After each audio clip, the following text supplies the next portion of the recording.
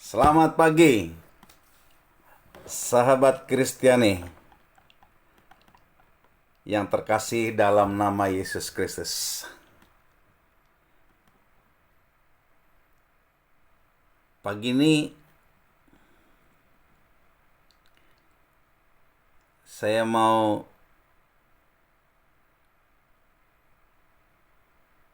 bicara tentang satu kata yang penting, yaitu hormat.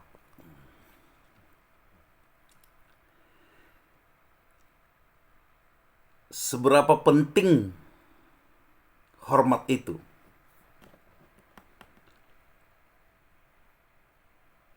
Saya boleh cerita tentang ibu-ibu dan bapak-bapak zaman dulu ya. Sama kayak bapak saya, mama saya, dengan juga orang tua Anda semua juga. Di usia-usia saya, itu belum ada cinta-cintaan.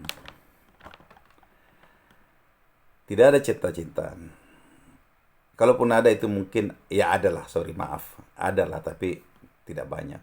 Biasanya itu karena perjodohan atau diperkenalkan. Karena zaman itu bagaimana orang mau bercinta ya kan? Makan aja susah. Makan aja susah. Bagaimana orang mau bercinta-cinta, I love you katanya, pakaiannya pun cuman paling-paling itu aja. Nah ini umumnya saya bilang yang tinggal di desa lah, di desa-desa yang ya zaman lah ya. Kita nggak bisa bilang bahwa itu si A, si B, si C, enggak.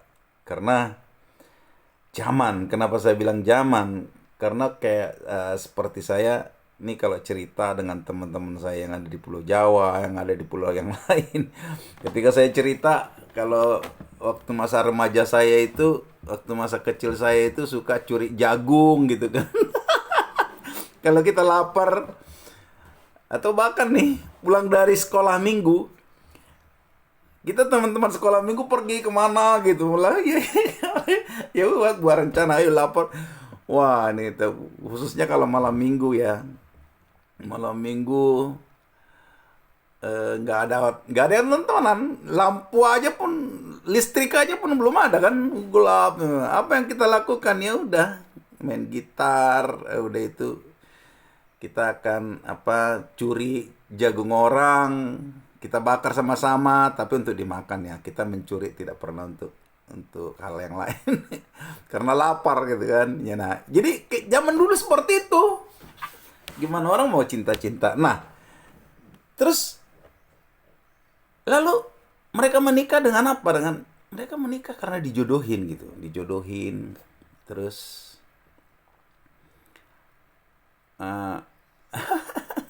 lucu nih. Kadang nggak kenal ya, kadang kenal. Maksudnya belum kenal dalam gitu udah menikah. Tapi yang luar biasanya apa? Kita jarang mendengar mereka cerai. Saya nggak tahu apakah memang nggak ada pilihan atau apa gitu. Tapi menurut saya ada satu hal, kekuatan pernikahan orang-orang zaman dulu, zaman sekarang, dan zaman yang akan datang. Apa? Hormat. Di Alkitab berkata ada dua anggota keluarga yang sebenarnya kita semua sih. Tapi kalau udah di dalam satu keluarga kayak saya gitu, ada anggota keluarga yang harus yang Alkitab mengajarkan, bahkan mengharuskan untuk memiliki rasa hormat. Siapa? Anak-anak dan istri. Dua hal itu. Jadi di zaman dulu, saya lihat kayak bapak saya mau cerita sedikit nih. Ini bukan Tidak ada sesuatu hal yang bisa dicontohin dari perilaku yang saya cerita tentang bapak saya. Dan saya juga tidak sedang menjelek-jelekan bapak saya. Tapi bagaimana hormat itu bisa menyelamatkan rumah tangga bapak saya.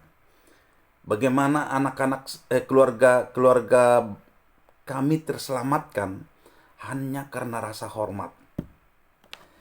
Nah, apakah bapak saya itu layak untuk dihormati? Enggak. Nah, harusnya ini nanti luar biasa nih di masa kita. Jadi hormatnya istri zaman dulu itu sama anak-anak juga, ya. Karena kalau kita, bapak saya secara pribadi nggak sempat dipukul, dipelototin aja pun saya sudah lari, saya sudah bingung, saya bapak saya maunya apa itu, kenapa saya dipelototin gitu kan. Jadi saya cerita sedikit nih tentang bagaimana hormat itu menyelamatkan rumah tangga orang-orang di zaman dulu. Seperti di kampung itu minum tuak itu biasa gitu. Kenapa? Karena emang mereka capek ya dari ladang gitu kan, capek nyangkol semua. Dan badannya ngilu semua itu. Ngilu, capek. Akhirnya pulang dari ladang, dari sawah itu biasanya mampir di Kode Tuak. Nah, namanya ya, saya nggak ini juga, tapi saya bisa memaklumi. Dan biasanya mereka mungkin karena ngobrol, karena asik atau apa, karena memang ada juga yang sudah menjadi tabiat ya, maksudnya udah kesukaannya hobi mabuk. Jadi balik-balik ke rumah itu udah mabuk gitu. Nah, inilah yang saya benar-benar menghargai dari mama saya. Ya, mama saya yang saya lihat sehari-hari. Saya merasa mama banyak orang juga begitu, ibu di kampungnya. Bapak saya ini udah mabuk dari ladang sampai di rumah. Itu mama saya udah siapkan itu makannya di rumah itu.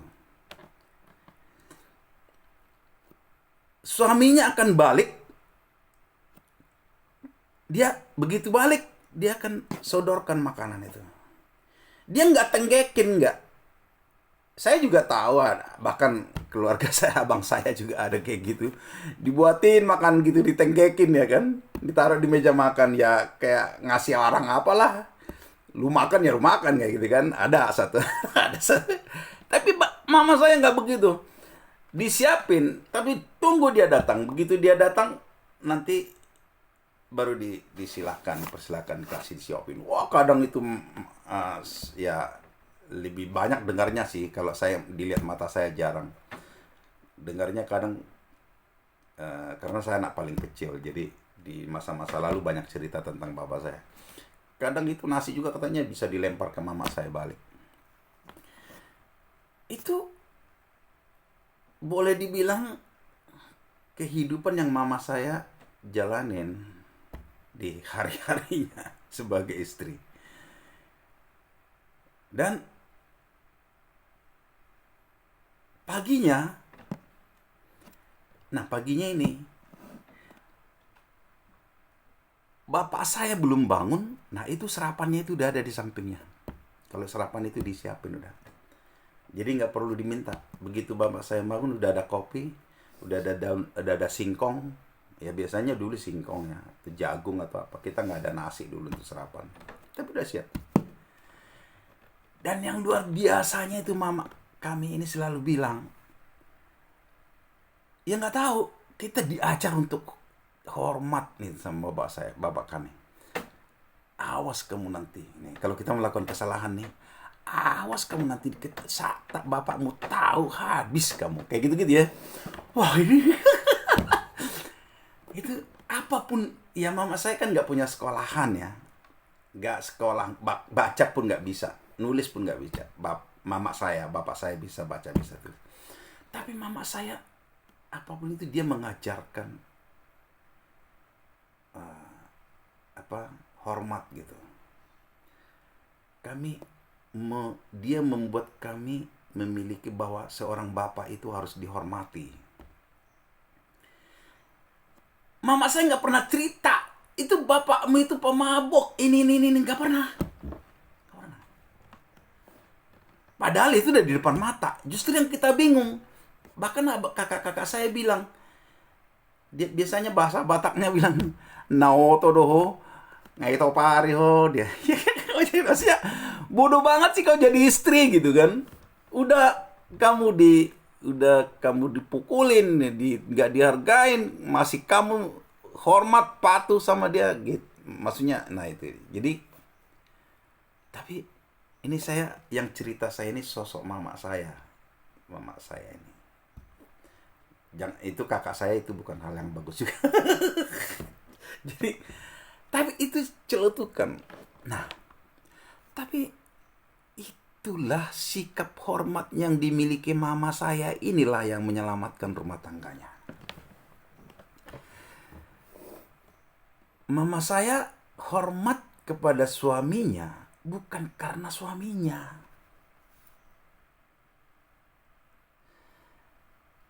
Di dalam diri mama saya ini terlekat hormat. Jadi kalau boleh saya bilang, mama saya ini adalah manusia hormat gitu. Karena hormat itu ada dalam dirinya. Anak-anaknya bingung. Aduh, gimana sih seorang ibu malam-malam di ini.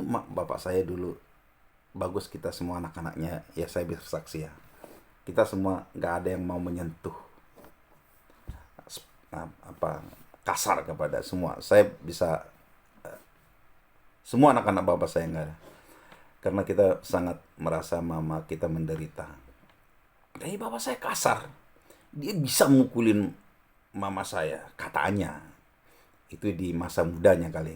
Karena waktu saya lihat jarang juga. Karena saya paling kecil, anak paling kecil dari 8 bersaudara ya. Jadi mungkin kekasaran bapak saya itu sudah tidak di masa saya kali ya. Tapi menurut cerita abang saya, kakak saya itu, bapak saya itu kadang mukulnya, wah zaman dulu lah.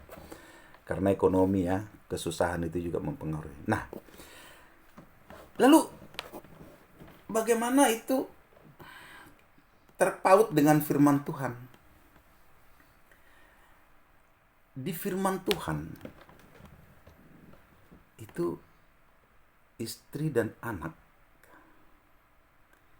itu adalah hal yang mereka harus miliki.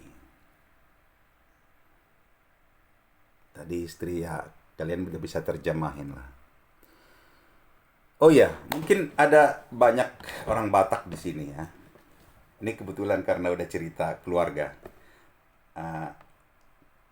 Mungkin nggak ada kesempatan lagi nanti saya untuk bicara yang pas dengan topik ini. Jadi kalau keluarga seperti mama saya ini punya istilah gini. Kalau sebagai istri, sebagai ibu rumah tangga, kita harus orang Batak bilang ikon songon perbahul-bahul nabolak doiba katanya. Jadi semacam itu ada wadah yang bisa menampung banyak hal. Biasanya itu terbuat dari kayak bahan tikar gitu kan. Nah, songon perbahul-bahul nabolak doiba katanya. AHP jadi ke bahul-bahulin fungsinya ini apa aja barang bisa masuk ke dalam. Karena gede kan, bahul nabol. Jadi apa aja masuk ke dalam. Nah ini yang muda-muda dengerin ini. Istri-istri atau siapapun ya. Dengerin ini. Ini belum firman Tuhan loh. Ini masih nasihat orang Batak. Songon perbahul-bahul nabolak. Jadi AHP na dong di luar na perlu dipamasuk bagas na membutuhkan tempat masuk masuk masuk karena bahul bulak balga. Nah, udah masuk terus ditupus di itu diikat ujungnya. Jadi apa yang di dalam ini gak kelihatan. Nah, kayak gitu. Jadi itu istilah orang Batak. Makanya kayak mama saya gak heran. Gak ada orang yang tahu. Kalau orang tidak melihat kejadian itu, orang gak tahu kalau bapak saya kasar. Orang gak tahu apa yang bapak saya lakukan, apa yang bapak saya ngomongkan. Kenapa? Karena semua omongan yang masuk kepada hatinya itu disimpan. Disimpan rapat. Gak boleh ada yang tahu.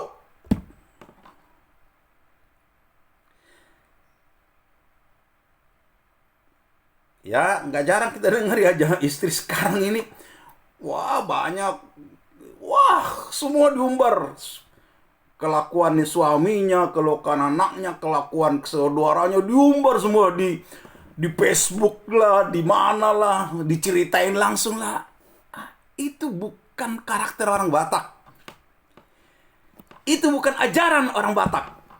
Ini belum firman Tuhan loh.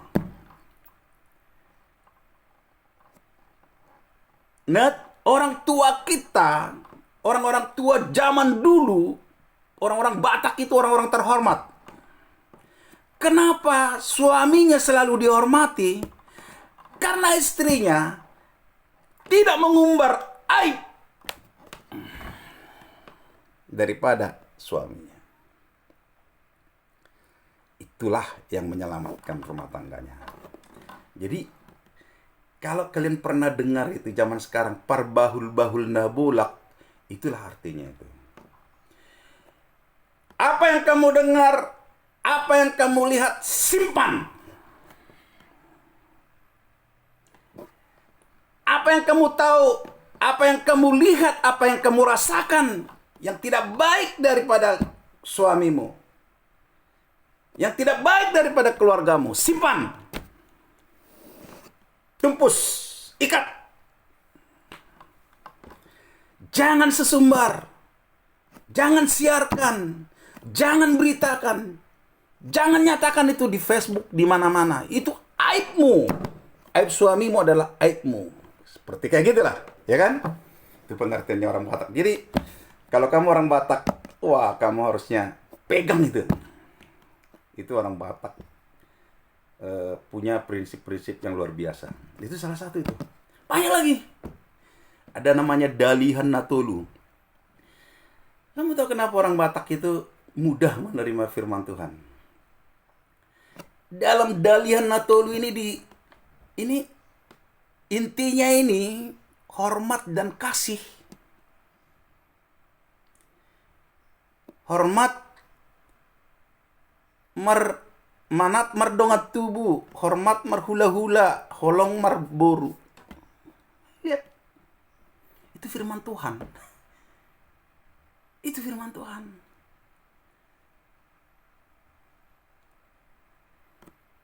Orang Batak itu sudah mengajarkan firman Tuhan jauh sebelum firman Tuhan masuk ke daerah Batak.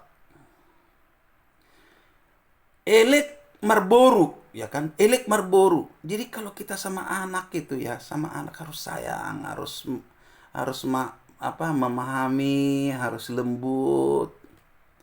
Dengan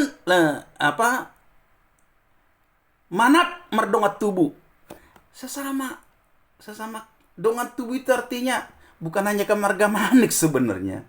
Sepantar gitu. Yang kita sederajat di kantor, di pekerjaan, di mana.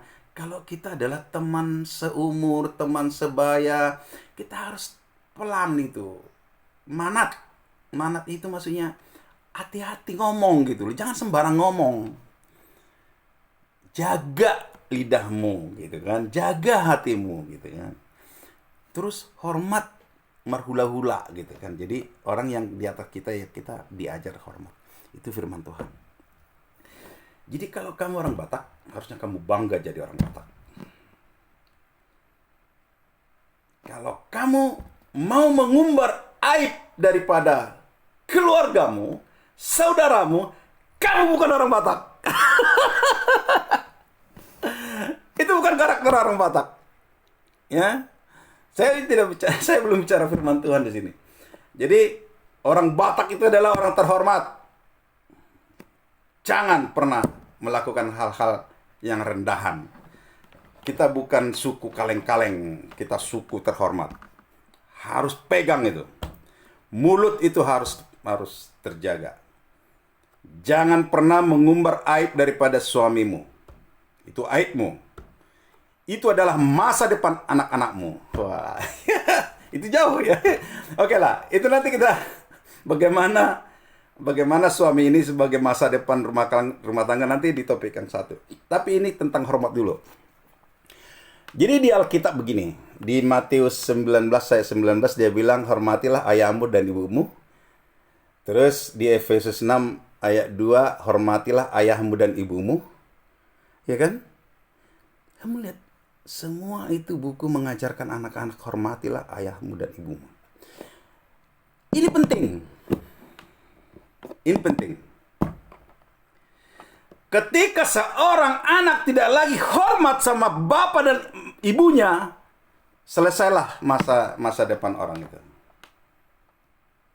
Tidak ada lagi masa depan bagi orang itu.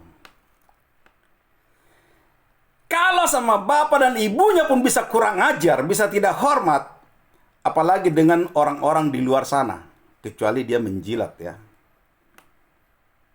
Jadi karena dia maunya ada, terus dia hormat, nah itu bukan hormat yang Tuhan ajarkan.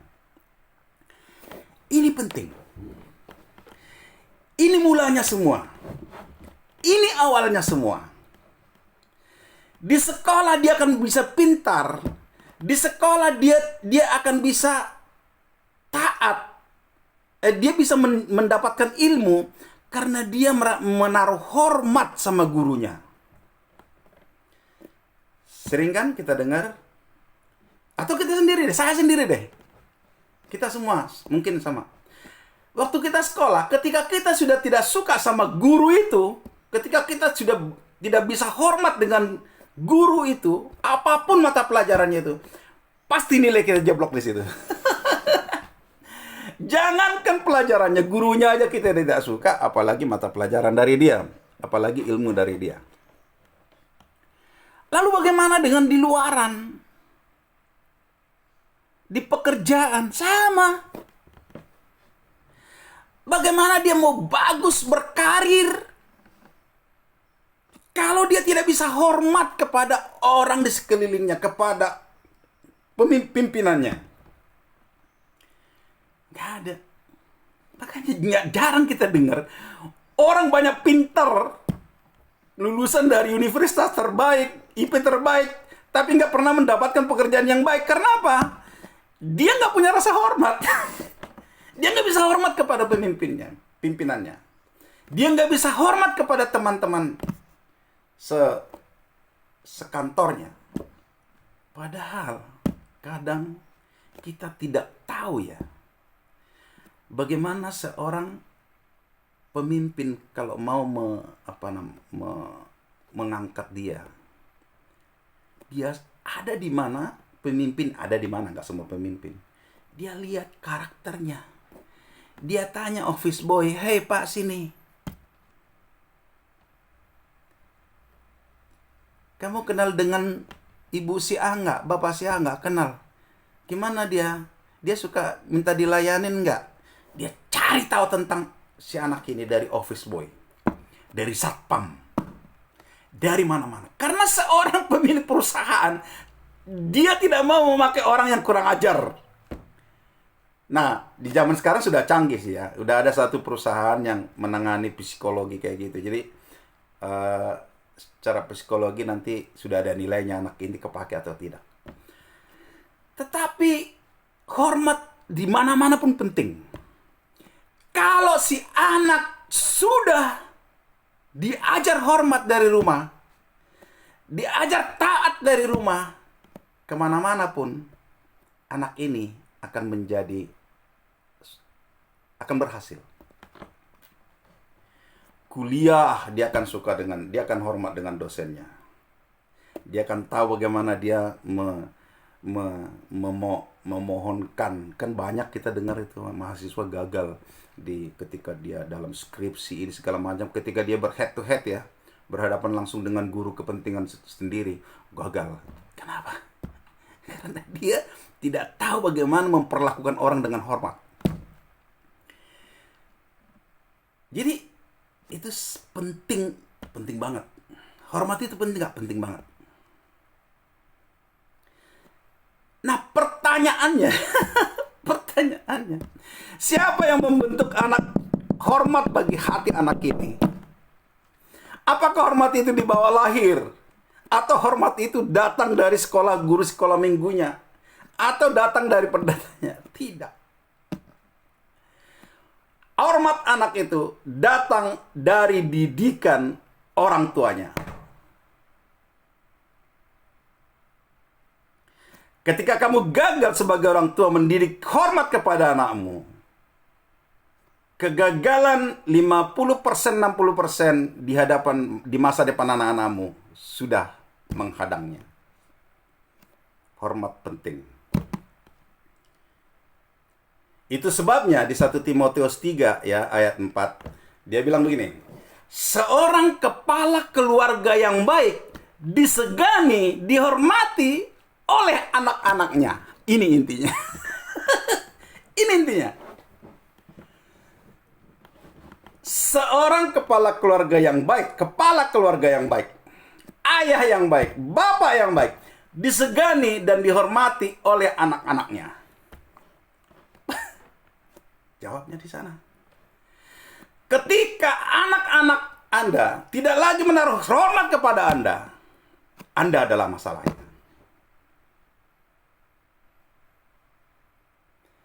Anda adalah yang harus bertanya di sana.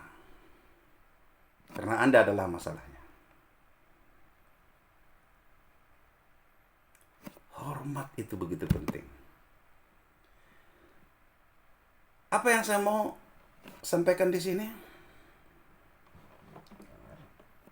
Sebagai kepala keluarga, sebagai bapak, adalah keharusan Anda mengajarkan hormat kepada anak-anak Anda. Selamatlah masa depan anak-anak Anda. Ke siapapun anak Anda pasti nice. Mau ketemu orang yang lebih tua pasti nice, ketemu kepada teman-teman nice, ketemu dengan atasan nice, bukan karena menjilat, ini enggak. Nice karena memang dia nice. Ini hal yang banyak orang tua tidak melihat. Seorang kepala keluarga yang baik itu disegani dan dihormatin, itu adalah otomatis. Buah daripada kehidupan. Buah daripada si bapak. Sifat atau keadaan si bapak itu. Ini yang kita di zaman ini. Karena saya melihat semua sudah pada sejahtera. Kalau di zaman bapak saya dulu, boro-boro mikirin anak ya kan. Boro-boro mikirin ngajarkan apa gitu. Makan aja susah gitu. Tapi di zaman ini semua, Anda mungkin direktur, pengusaha, banyak duit, orang kaya. Ini kita lebih bebas mengajar, membentuk diri kita. Karena kita tidak lagi terbelenggu oleh masalah ekonomi. Kita sudah mulai sekarang berpikir, apa yang saya harus lakukan agar saya menjadi orang tua yang baik. Saya ada sekarang ya. Saya orang tua dari semua, bisa dibilang setiap generasi. Jadi waktu anak saya baby, waktu itu anak saya udah SMA. Karena 5 ya. Anak saya ada 5, cantik-cantik semua. Saya gantung sendiri di rumah. Jadi saya ada ayah di 5 generasi. Ada yang remaja, ada yang sudah menikah, ada yang single, ada yang kampus, ada yang sedang pacaran, ada yang ya kayak gitu. Nah, maaf, ini yang saya pahami. Saya tidak sedang menonjolkan diri. Ini yang saya pahami. Saya ada menjadi bapak daripada 5 generasi. Mungkin menjadi bapak yang baik bagi baby, wah saya sangat bisa, tinggal ngomong nana ya. Menjadi anak TK saya juga masih oke, tinggal beli jajan ini saya. Pertanyaannya, apakah Anda masih menjadi bapak yang baik ketika anak Anda remaja? Ketika anak Anda sudah dewasa, ketika anak Anda sudah menikah, apakah Anda akan tetap menjadi bapak yang sama ketika dia bayi, dia TK? Anda selalu memiliki cara yang sama, metode yang sama, sikap yang sama. Itu nggak tahu. Jadi bapak yang baik, kita harus belajar banyak. Ini tidak lagi tentang dosa. Bapak yang baik itu adalah bapak yang baik. Apa ya? Mungkin lebih kepada bapak yang anak-anaknya merasa happy ketika ketemu dia gitu. Ketika anak remaja ketemu dia happy, ketika anak dewasanya ketemu dia happy, ketika anak yang sudah menikah pun ketemu dia happy. Kenapa? Karena bagi orang tua harus belajar menjadi bapak bagi anak-anak di segala usia. Jangan mentang-mentang kamu bapak, kamu kepala keluarga, kamu selalu memperlakukan anakmu. Udah gede anakmu di perusahaannya, sudah manajer, sudah dihargain banyak orang, posisinya penting atau di mana-mana lah. Tapi di rumah kamu tetap memperlakukan dia sebagai anak. Nggak boleh. Saya nggak tahu, nggak bisa jelasin. Saya hanya bilang, mari kita belajar menjadi bapak yang baik. Agar kita mendapat rasa segan, mendapat rasa hormat dari anak-anak kita di rumah. Saya kira itu dulu pentingnya rasa hormat. Rasa hormat akan menyelamatkan masa depan Anda. Rasa hormat akan menyelamatkan rumah tangga Anda. Rasa hormat akan memberi, bukan hanya menyelamatkan, tapi memberi Anda kesuksesan. Jangan pernah menyepelekan hormat, etika. Kamu pintar, kamu bisa melakukan apapun, tapi ingat, kamu bisa sukses karena ada orang-orang di sekelilingmu. Kamu sukses, kamu hebat, ingat, karena ada orang yang mempromosikan kamu, yang mendukung kamu. Perbanyaklah orang-orang yang menaruh baik terhadap kamu, agar banyak orang yang mendukung hidupmu, mempromosikan hidupmu. Dalam kehidupan sehari-hari pun seperti itu. Ya. Jadi baik sesama teman juga harus hormat. Itu yang dibilang Dalihan Natolu itu, manat mardongan tubuh. Bukan maksudnya itu sebenarnya manat satu marga. Tidak. Manat mardongan tubuh. Lahir. Angka lahirmu di sederajat itu, hormat siapapun itu. Justru teman-teman seumur itu yang kita harus menaruh hormat. Kenapa? Karena ini adalah orang-orang yang sederajat sama kita, yang bisa melakukan apapun untuk kita. Dia bisa membangun dan meruntuhkan kita. Dan juga kepada orang tua yang lebih tentunya. Karena sebagai anak pun tadi kita di rumah, kita sudah diajar hormatilah orang tuamu. Jadi, saudara Kristiani, jangan sepelekan etika, kalau kata sekarang, jangan sepelekan rasa hormat. Cekokin, ajarkan, berikan sebanyak-banyaknya rasa hormat kepada anak-anakmu, agar mereka keluar dari rumahmu menjadi orang yang sudah memiliki rasa hormat.